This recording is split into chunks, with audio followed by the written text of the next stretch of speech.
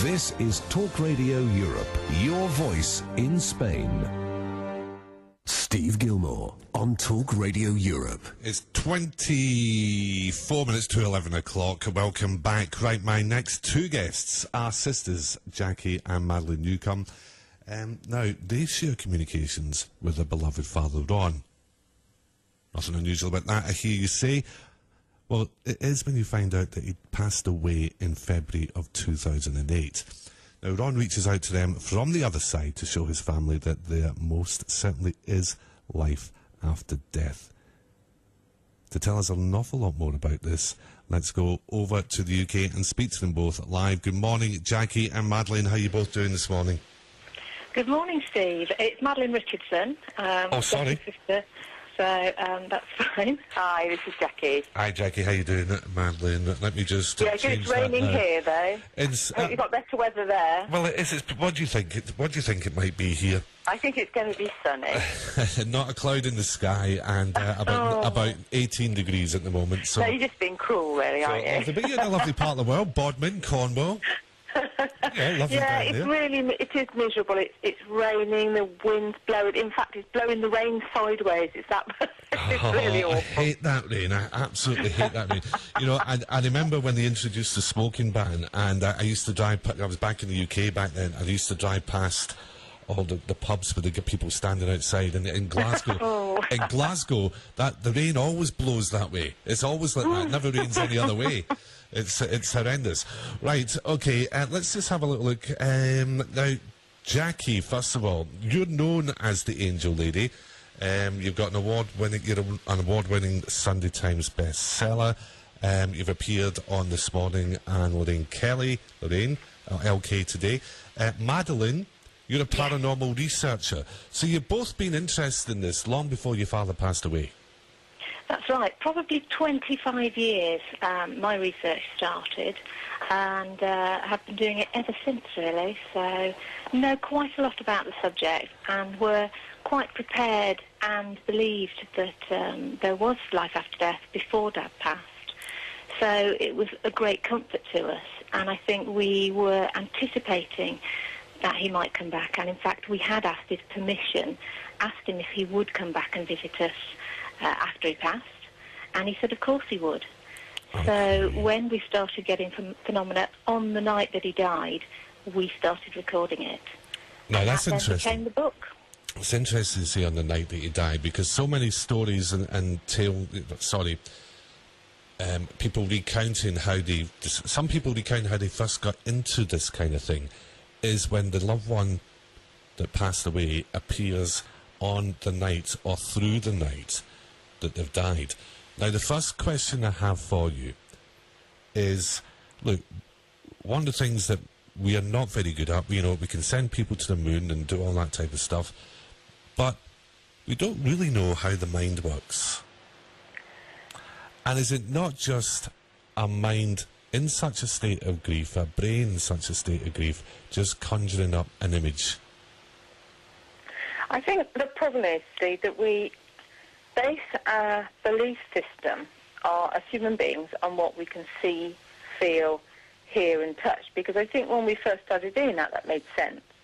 But what we know now is that the human body has a very limited ability to perceive the world around it. So, for example, the eyesight of the average human is absolutely nothing compared to, say, a bird of prey. Our hearing isn't even as good as our pet dogs. Our smell, for example, nothing like as good as a dog.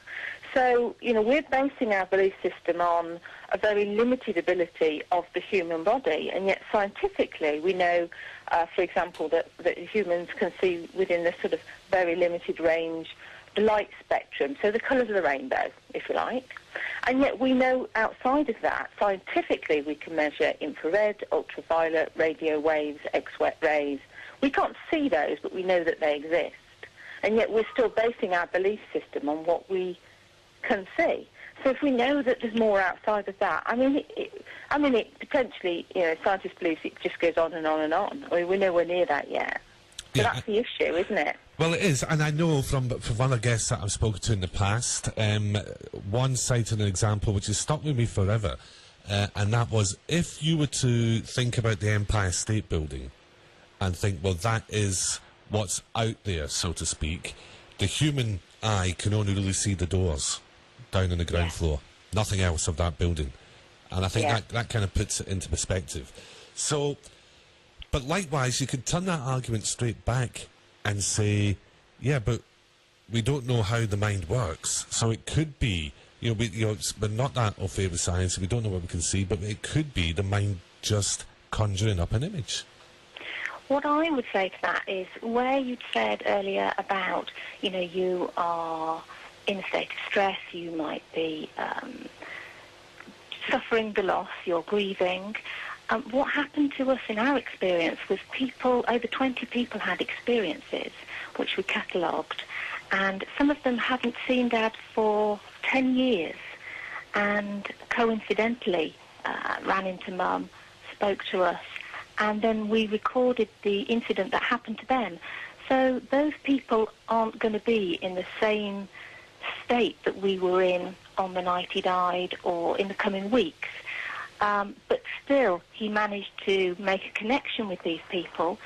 Somehow those people found their way back to us, and we were able to record that information for the book. So again, great evidence, I think, from an external source. Okay, now you talk in your book about your dad Ron's visits, okay, and some of the things that go on. I mean, what kind of thing, how does he appear?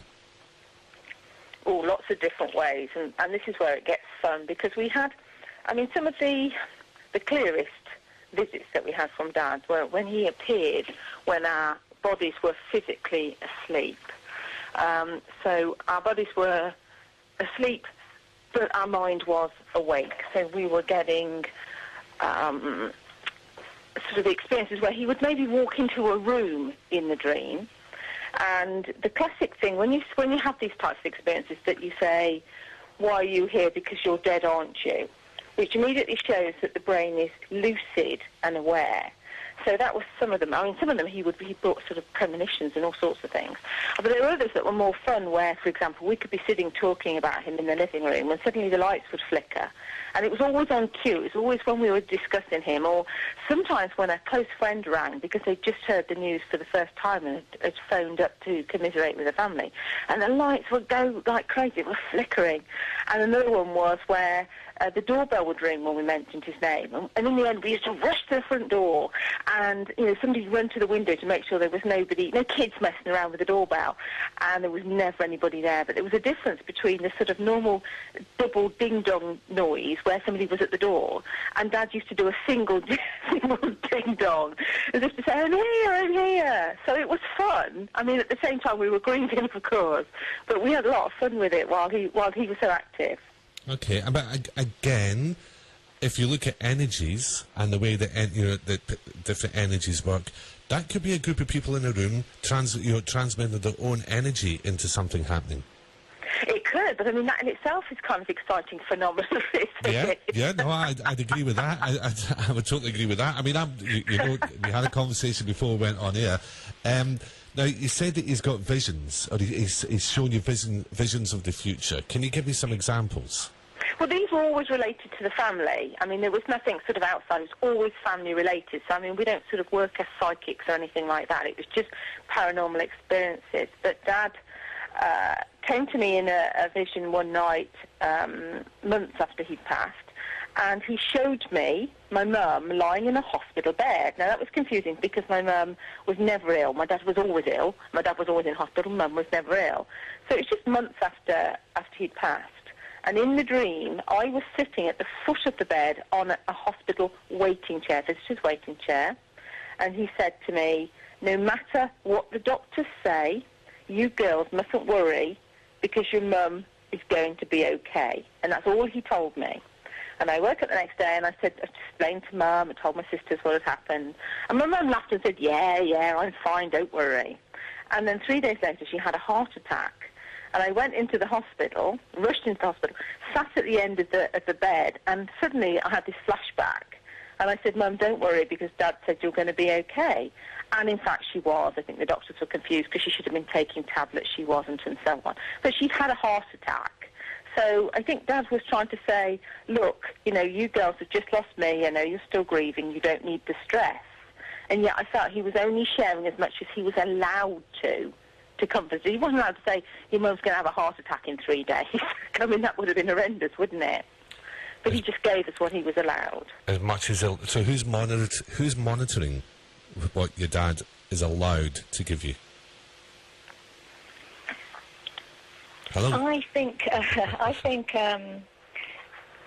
we call it something, a universal law. Mm-hmm. And I think that it's something that it's not very easy to quantify or clarify, but I certainly think there are laws which say you cannot interfere. And what happened is we had dreams that were comforting. We had some premonition stroke warning dreams. We also had some explanations of what happened when he died and what he was doing on the other side. But I don't think you can interfere with free will. And I think that would be classed as universal law. Right, okay. Now, sorry, I've got a little bit confused. Which one of you was I speaking to there? I'm Madeline. That was Madeline, right, okay. Now, I'm speaking to Jacky Newcomb and Madeline Richardson, authors of Call Me When You Get to Heaven. Now, the whole idea of the book, girls, was as a comfort to people that perhaps have lost others, or people, loved ones, onto the other side. Absolutely. Now, let me see. Madeline, that was just you. Okay, Madeline, stay with me for just a sec, because you've researched this for the paranormal phenomenon for 20 years, over 20 years. What do you think is actually on the other side? I think it's just a stepping stone through. I think life continues. I think there is no such thing as death, and I think we just pass from one type of existence to another type of existence. I also believe in reincarnation, and I think we live many lives, and the whole point is that we're here to learn, and knowledge and love, I think, are the most important things that there are. That's just my opinion, but Okay, I think having researched it probably for 25 years, that makes the most sense, and all the experiences that I've had in that time come collectively together to point in that direction for me. Okay, right. So I'm a little bit confused, though, because I can buy into perhaps there's another dimension that we move into. Yeah. I can get into that. But then, for me, then that's it. You can't have it both ways. You can't go into another dimension and move into another parallel universe or whatever it is, and then also come back into this starting again. How does that happen? I'm confused in that. Okay, well, I mean, if we look at things like quantum physics and even string theory, science is showing us that we've maybe got 11 other dimensions. And I think it's very interesting that science can work alongside these belief systems of experiences that we've had that show this makes the most sense, and these things are real. And I think we can stay over on the other side. We can come back again in new bodies. And I think we forget for very good reasons. I think most of us have enough trouble coping with our daily lives without having to, the baggage, if you like, of previous lives. Well, apparently you don't forget in the first 5, 6, 7 years of your life. If you can remember. I think not everybody remembers. Children seem to have, this seems to be a phenomenon that seems to be more in children that have the memory. And there's that expression, look into the eyes and there's an old soul in there, or this one's been here before. Yes. And in fact, I've had that experience. My youngest son, when he was very little, said, I used to be a pilot. And he said, and I was shot down over France. And I mean, he was tiny. And it's really, how interesting. Didn't know anything about, even other countries at the time. So I think that those are possibilities, and I think that is what happens. And it's only by doing the research over and over and over that I come to those conclusions. So fascinating, and you sort of think, well, where do those memories come from? There's lots of catalogue instances where sort of children in India, for example, can say, this was my life, this is where I was. People go back and take them there and find the evidence to support that. So fascinating. It is fascinating, but you have to look at it with an open mind, Madeline, that's for sure. Jackie, Yes. Angel lady, come into the conversation here. Angels. Right, I was brought up quite a strict Roman Catholic family, yet my mother always, from a very early age, as far as I was concerned, spoke about angels. Now, what do you believe angels are?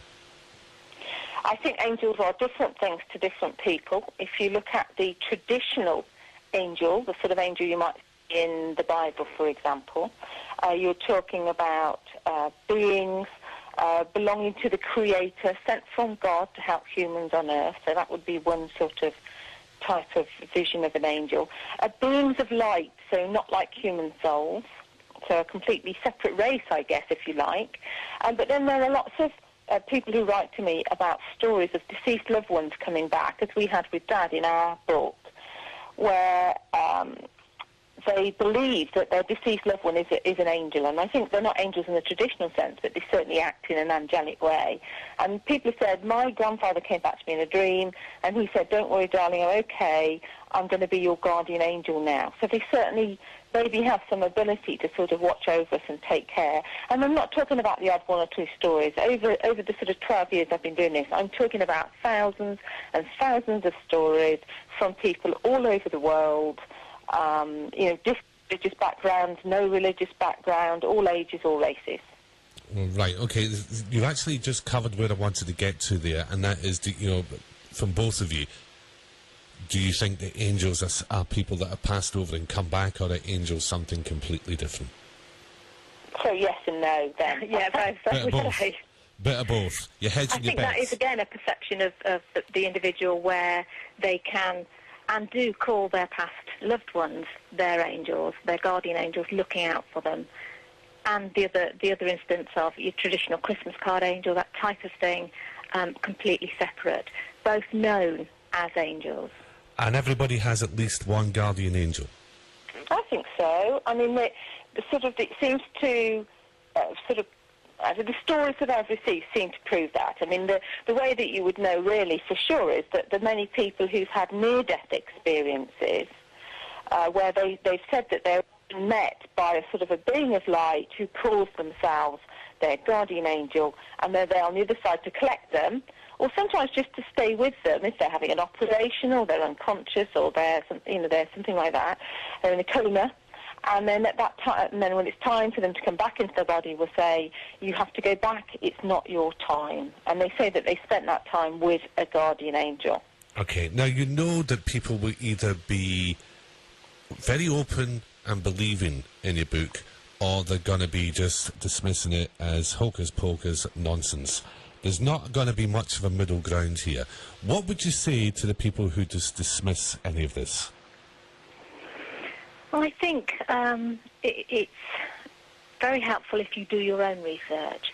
I'm not here to persuade anybody that there is life after death. What I'm here to say is these are the experiences that happen to us. This is what happened. This is the fascinating story. We've catalogued it. Have a read, stay open-minded, and then come to some conclusions or go and do your own research and see how you feel. And I think sometimes people read the book and it certainly resonated already. We're having some feedback from people who say, do you know, you've hit the nail on the head. These are the things that happened to us. We didn't realise, but now you've sort of shown us or suggested things. This makes absolute sense. So, yeah, some of the feedback already is certainly resonating with readers, which is lovely. Okay, well... And I hope that it is a big comfort. Well, that's the primary purpose of the book, and it's called Call Me When You Get to Heaven. It's by my two guests this morning, Jacky Newcomb and Madeline Richardson. Ladies, thank you very much for joining me this morning. It's been interesting to chat with you, and the very, very best of luck with the book. Thank you. Thank you very much. You take care. See you later.